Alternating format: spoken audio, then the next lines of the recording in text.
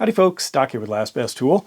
And the plier wrench is beloved by most people. It is one of the favorite tools, especially the Knipex version. Plier wrench is essentially kind of the combination of a pair of pliers and some flat jaws in an adjustable wrench. So if I could operate this adjustable wrench with the speed, ease, and precision of a pair of pliers, well, there we go.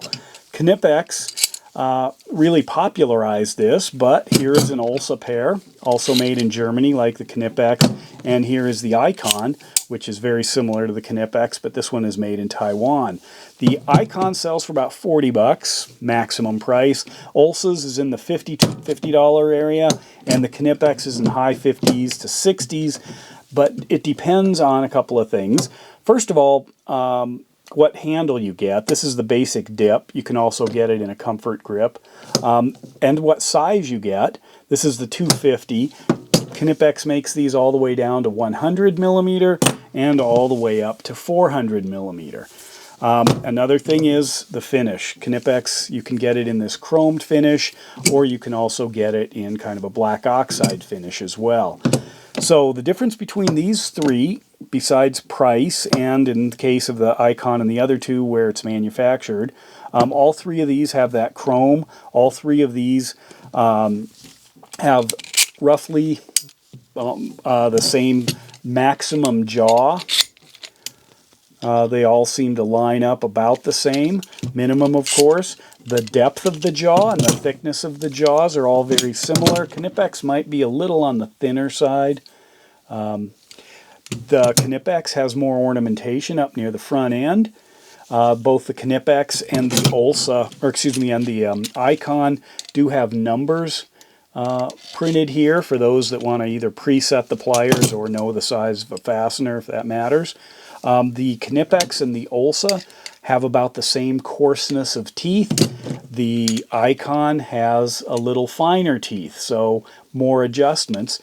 All the adjustment mechanisms are the same, pretty much, and they involve a piece of spring steel here with a bend in it attached to the plier with the set screw, and then a push button that engages or disengages with the teeth, the jaw with the teeth.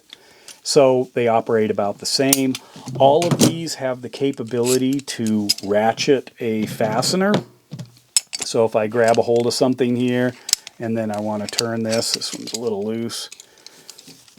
So I can grab this, and then as I release, maybe I'll show you probably with this thing, if you don't know that this is already how you can operate one of these. So I can easily rotate it. They all work the same way that way. The Olsa has a little bit of ornamentation down here, more angular jaws, where in the profile this is more parrot, and then this is a little bit smoother. You can see in the profile there, I don't know, more sparrow maybe. So if you don't have something like this, you know, you're missing out. But basically, these are outstanding tools that allow you to grab basically any flat-sided fastener or any kind of fixture, anything that you know, resembles a hex or a square. They do not work on round stock or round pipes. I mean, in a pinch, you could try it, but they're going to probably slip. But they are an excellent, well, version of this. I still like the adjustable wrench. I've mentioned that in many videos. I think that the wrenches like this that I grew up with are just secondhand nature to operate. They are so fast, but they do not allow that ratcheting. You have to disengage it with the worm drive and then re-engage it. There's often a lot more play. This camming mechanism here allows about a 10-time increase in force, so you can actually damage things. You can crush stuff with these. They're so powerful. But it also allows you to not have to hang on quite as tight, and you can't get these very tight at all, period. It's just simply not designed for that kind of a transverse motion into the leverage. So